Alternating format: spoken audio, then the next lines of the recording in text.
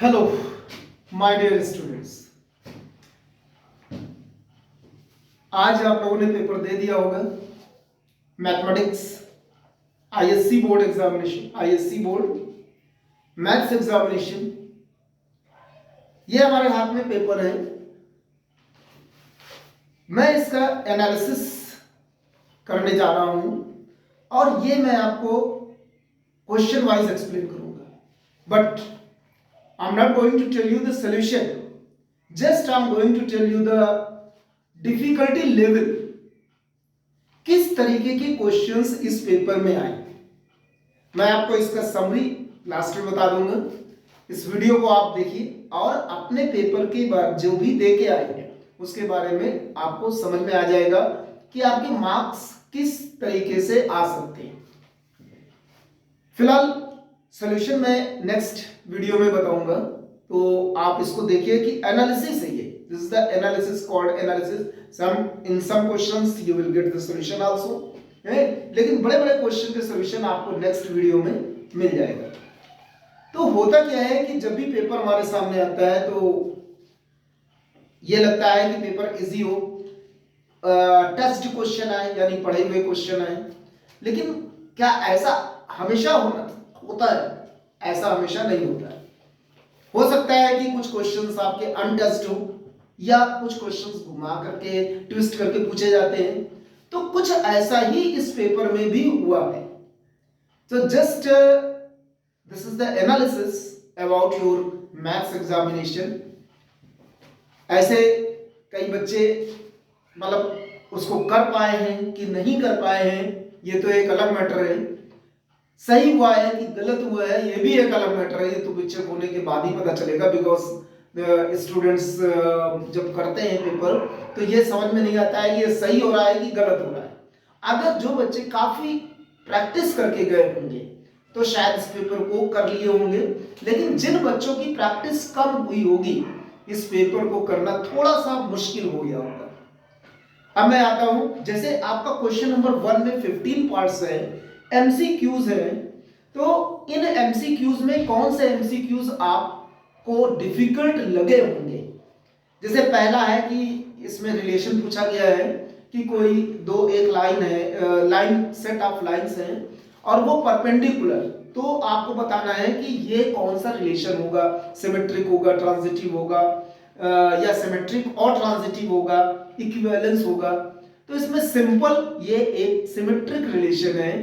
तो इस तरीके से क्वेश्चंस की डिफिकल्टी लेवल पता चलती है, लेकिन ये क्वेश्चन इतना टफ नहीं था।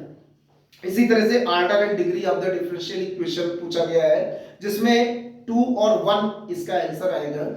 तो आपको बस ये देखना है कि किस तरीके से क्वेश्चंस को आपको करना था।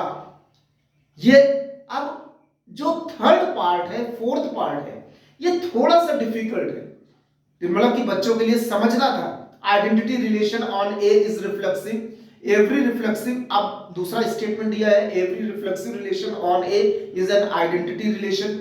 मतलब स्टेटमेंट 1 स्टेटमेंट 2, ये अब की बार जो क्वेश्चन आया है this is the new type of question. इसके पहले ये नहीं आते थे, रीजन, असर्शन रीजन और स्टेटमेंट टाइप ऑफ क्वेश्चन। तो ये थर्ड पार्ट कुछ डिफिकल्ट था बच्चों के लिए। इसी तरह फोर्थ पार्ट था, फोर्थ पार्ट में ग्राफ बना हुआ है जिसको आपने किया होगा, लेकिन ये भी कुछ डिफिकल्ट था। ऐसा नहीं है कि तुरंत इसको आ जाएगा। बच्चे किसी ने ए पार्ट लिखा होगा, किसी ने बी पार्ट लिखा होगा, किसी ने सी, तो इसको देखना होगा आपको कि कौन सा पार्ट इसका सही है। इसी तरह से फिफ्थ पार्ट है, जो फिफ्थ पार्ट थोड़ा सा लेंदी है, मतलब इसके हिसाब से अकॉर्डिंग टू 1 मार्क्स के हिसाब से ये थोड़ा सा लेंदी है बट इजी है। फिर आपका sixth part it's very easy, only based on the formula, तो ये आप कर सकते थे। लेकिन सेवेंथ पार्ट में जो ये असर्शन और रीजन वाला क्वेश्चन, जिसमें 2 मैट्रिक्स दी गई हैं, उसके बाद उसमें दिखाया गया a to the power 100 into b is equal to b a to the power 100। तो बहुत सारे बच्चों को ये कंफ्यूजन लगी होगी और ये ना भी कर पाए होंगे। जरूरी नहीं है कि नहीं कर पाए होंगे, बट इट इज डिफिकल्ट। इसी तरह आपका 8th, 9th, 10th पार्ट ये इतने ज्यादा डिफिकल्ट नहीं है, ये सब इजी पार्ट माने जाते हैं। फिर 10th पार्ट भी बहुत ज्यादा इजी है, डायरेक्टली डिफरेंशिएशन है। 12th पार्ट भी बहुत ज्यादा टफ नहीं है, ना तो बहुत ज्यादा इजी है, इसमें हल्का सा एक बीच में दे रखा है 11th, ये आपका 10th पार्ट के बाद 11th पार्ट तो डिफरेंशिएशन का है। 12th पार्ट में थोड़ा सा आपको दिमाग लगाना पड़ेगा कि एटलीस्ट वर्ड दे दिया गया है तो प्रोबेबिलिटी कैसे निकाली जाएगी। तो फिलहाल इजी है, कोई ज्यादा टफ नहीं है। But 13th part graph is given, ये ग्राफ दिया गया है, इस ग्राफ के अकॉर्डिंग आपको बताना था कि कौन सा ये फंक्शन ऑफ एक्स है। तो मैं सॉल्यूशन बताऊंगा नेक्स्ट वीडियो में इन सब चीजों का, लेकिन अभी मैं एनालिसिस कर रहा हूं। तो ये third part is little bit difficult for the student, but 15th part obviously it is not very easy. 15th part जिसमें रेट ऑफ मेजर दिया गया है, जिसमें decreases at a rate of 1 centimetre per second, मतलब इसकी वैल्यू देखनी है। और ये जो 1/y plus 1/x is equal to 1/12, sometimes students writes like this x plus y plus x is equal to 12, मतलब इसका रेसिप्रोकल है, जो कि बिल्कुल रॉन्ग है। या इसको डिफरेंशिएट करेंगे डायरेक्टली तो भी गलत है, इसको कायदे से मतलब कि एक एलसीएम लेने के बाद तब डिफरेंशिएट किया जाए तो ज्यादा इजी होगा। ओके, नो प्रॉब्लम, लेकिन ये थोड़ा सा टफ है। ओके, एक नंबर के हिसाब से ये लंबा क्वेश्चन है। इसके बाद आप क्वेश्चन नंबर 2 में आएंगे, तो question number 2 very simple question, function पे बेस्ड है, इनवर्स फंक्शन निकालना है या 1 1 और 2 शो करना है, और बड़े सिंपल फंक्शन है। fx is equal to rational function है और एक आपका लीनियर फंक्शन, तो बहुत ही सिंपल फंक्शन है, आराम से हो सकता है। क्वेश्चन नंबर 3 में डिटरमिनेंट है without expanding at any stage, ये भी इजी है, एवरीवन कैन डू।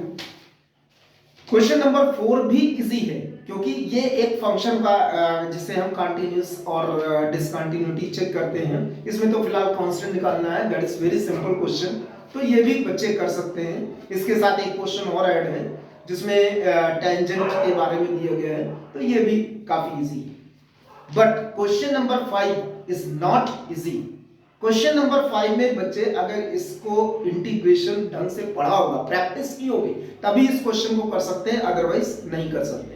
तो ये 2 मार्क्स के लेवल का क्वेश्चन नहीं है, अगर इसको देना होगा तो इसको 4 मार्क्स में देना चाहिए था, लेकिन इन्होंने इसको 2 मार्क्स में दिया है, तो कुछ तो होगा, बट ये टफ है, मतलब बहुत ज्यादा इजी नहीं है। इसी तरह क्वेश्चन नंबर 6 इजी है, बिकॉज यहाँ पे पी ए ऑब्लिक बी भी दे रखा है, इससे और आपका पी ए इंटरसेक्शन बी निकल आएगा, मतलब काफी इजी है, P A union B. Question number 7 है तो इजी बट लेंदी, तो ये लेंदी क्वेश्चन करने का टाइम ज्यादा जाता है, थोड़ा सा मतलब लिखना पड़ेगा, आपको लिखना पड़ा होगा, ठीक है। इसके साथ जो क्वेश्चन नंबर 8 है, इसमें 2 पार्ट्स हैं। पहला पार्ट बच्चे जब करते हैं तो भी उनके हिसाब से लंबा हो जाता है, लेकिन इसमें एक ट्रिक है, उस ट्रिक को अप्लाई अगर किया होगा, यानी एक टर्म को राइट साइड में ले गए होंगे और तब इसको सॉल्व किया होगा तो इजी रहा होगा, अदरवाइज ये लेंदी है और फिर दिक्कत होती है।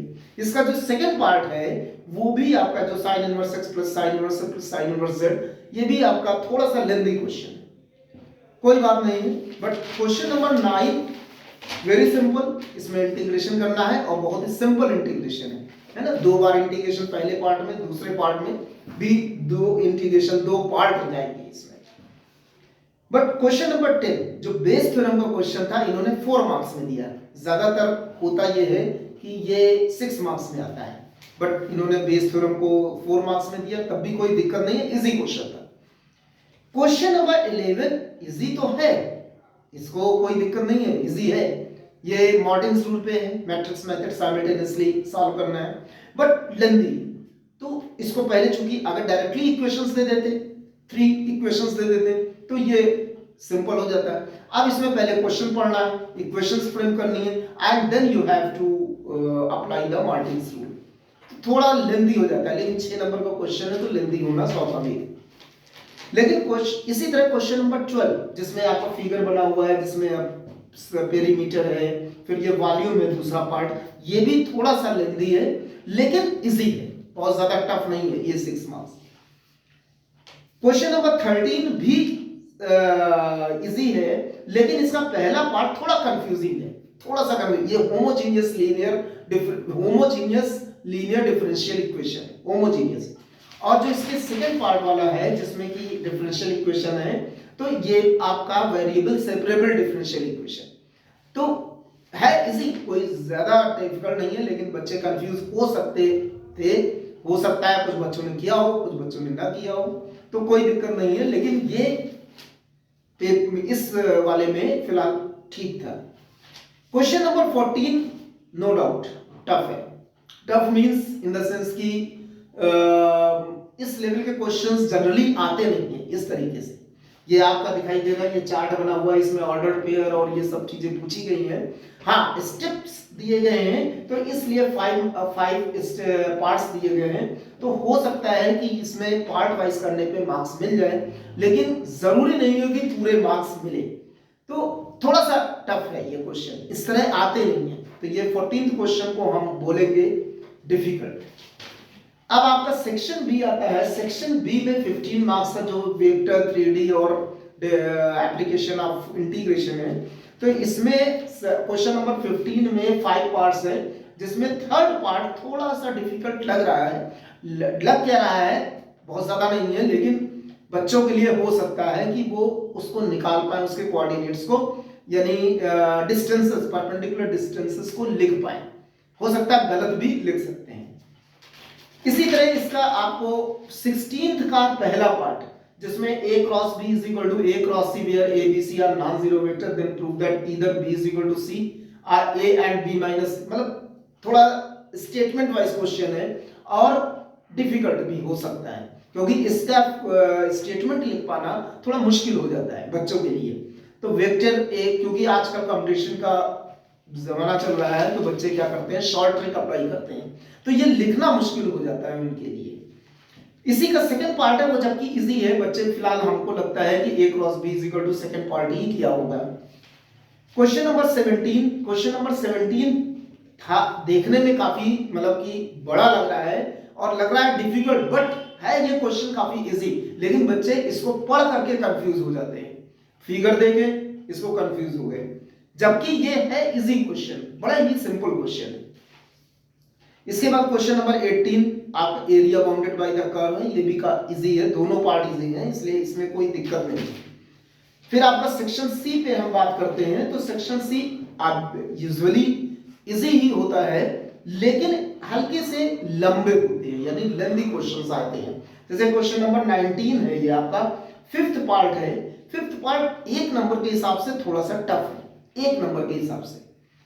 अब आपका अगर क्वेश्चन नंबर 20 दें, तो 20 बड़ा इजी है, सिंपल क्वेश्चन है। 21 लंबा क्वेश्चन, लेंथी क्वेश्चन है, इसको आपको करने के लिए थोड़ा सा समय चाहिए। और क्वेश्चन नंबर 22 तो लीनियर प्रोग्रामिंग का क्वेश्चन है। पहले तो अगर इसका डायरेक्टली इन इक्वेशंस दे देते तो शायद ये मतलब कि जल्दी हो जाता है, लेकिन इसमें पहले बनाना है, फ्रेम करना है, उसके बाद में ही उसको ग्राफ मेथड से निकालना है। मैक्सिमाइज हो रहा है प्रॉफिट कि उसको मैक्सिमाइज निकालना है। तो कुल मिलाकर के ओवरऑल अगर हम ये बताएं कि पेपर की एनालिसिस क्या है, तो little bit difficult, little bit lengthy भी है देन प्रीवियस ईयर, यानी जो पहले सालों में जो पेपर्स आए हैं उनके कंपैरिजन में ये थोड़ा सा डिफिकल्ट भी है और लेंथी भी है। लेकिन हमारे जो अगर देखा जाए, हमारा इसमें व्यू लिया जाए, तो इसी तरह का पेपर आना भी चाहिए और बच्चों को सिटिंग में, सिटिंग मतलब कि बैठने की आदत, सिटिंग हैबिट होनी चाहिए। घर पे प्रैक्टिस बहुत जरूरी होती है इस तरह के पेपर में।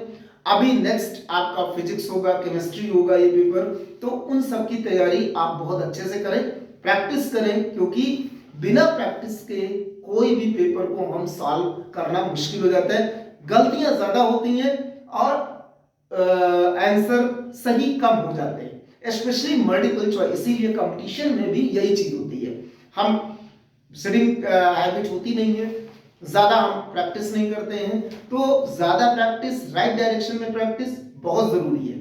तो इसी तरह से ये आपका मतलब कि एनालिसिस था मैथमेटिक्स पेपर में। Okay, thank you. This is Study Bright channel, my self Ashish Srivastava.